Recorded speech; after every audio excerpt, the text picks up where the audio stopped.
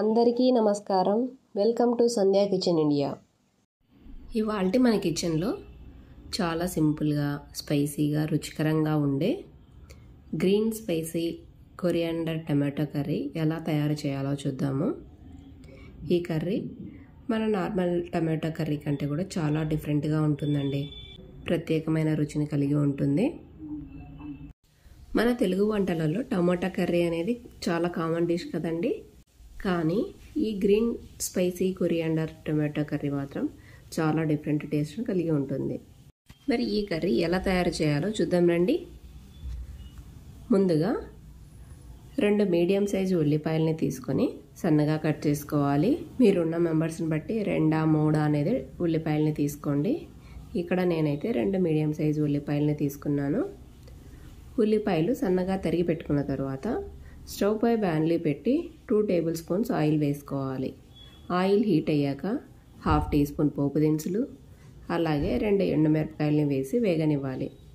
పోపు దినుసులు చిటపటలాడాక 2 రెమ్మల కరివేపాకు కూడా వేసి వేగించుకోవాలి. ఇప్పుడు ఇందులోకి మనం తరిగి పెట్టుకున్న ఉల్లిపాయలని వేసి వేపుకోవాలి. ఈ ఉల్లిపాయలు మగ్గడం కోసం 1 teaspoon salt, 1 teaspoon పసుపు వేసి ఉల్లిపాయలకంతా బాగా పట్టే రకంగా కలిపి మగ్గించుకోవాలి. ఈ ఉల్లిపాయలు మగ్గేలోపు మనం ఇందుకు కావాల్సిన టమాటాలని కట్ చేసుకుందాం రండి. 7-8 బాగా ఎర్రగా పండిన మీడియం సైజ్ టమాటాలని తీసుకోవాలి. మనం కొంచెం దూరగా ఉన్న టమాటాల కంటే కూడా బాగా ఎర్రగా పండిన టమాటాలతో చేస్తే కర్రీ అనేది మంచి రుచిగా ఉంటుందండి. టమోటాలని శుభ్రంగా కడిగి సన్నగా కట్ చేసుకోవాలి. పక్కన మగ్గుతున్న ఉల్లిపాయల్ని కూడా మధ్య మధ్యలో కలుపుతూ ఉండాలండి. ఉల్లిపాయలు కాస్త మగ్గాక 1 టీ స్పూన్ ఫ్రెష్ అల్లం వెల్లుల్లి పేస్ట్ని వేసి మగ్గించుకోవాలి. అల్లం వెల్లుల్లి పేస్ట్ అనేది పచ్చివాసన పోయే వరకు వేపుకోవాలండి. మంటని మీడియం ఫ్లేమ్లోనే పెట్టి బాగా వేయించండి. అప్పుడు ఉల్లిపాయలకు అనేది ప్రత్యేకమైన రుచి వస్తుంది.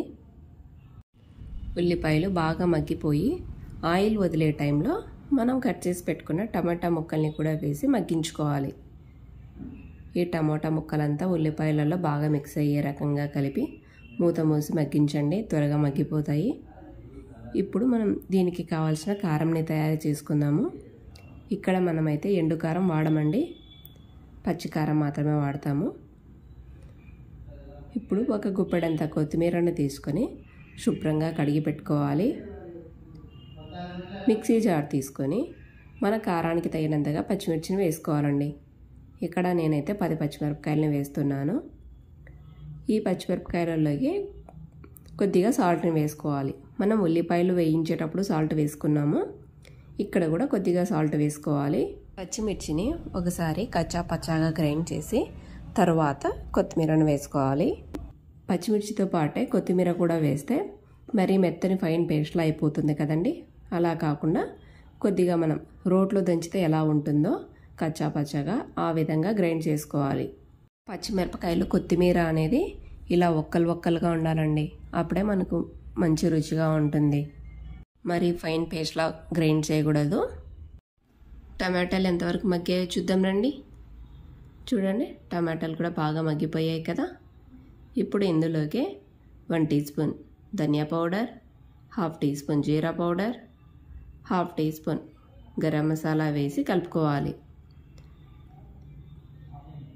ఈ మసాలాలన్నీ కూరకంతా బాగా పట్టే రకంగా కలిపి మరో 2 నిమిషాల పాటు మగ్గించుకోవాలి.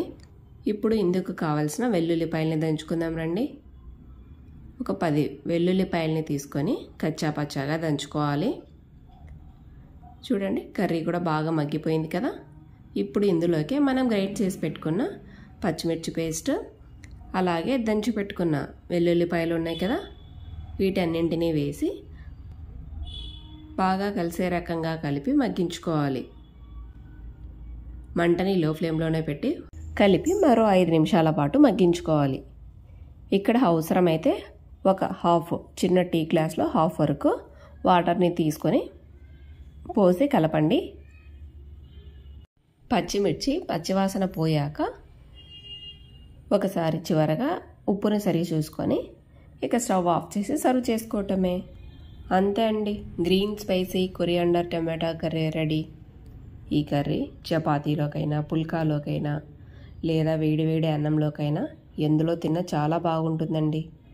మనం ఇక్కడ పచ్చిమిరపకాయలు కొత్తిమీర వేసి చేసాం కాబట్టి ఈ కర్రీ ఒక ప్రత్యేకమైన రుచిని కలిగి ఉంటుంది.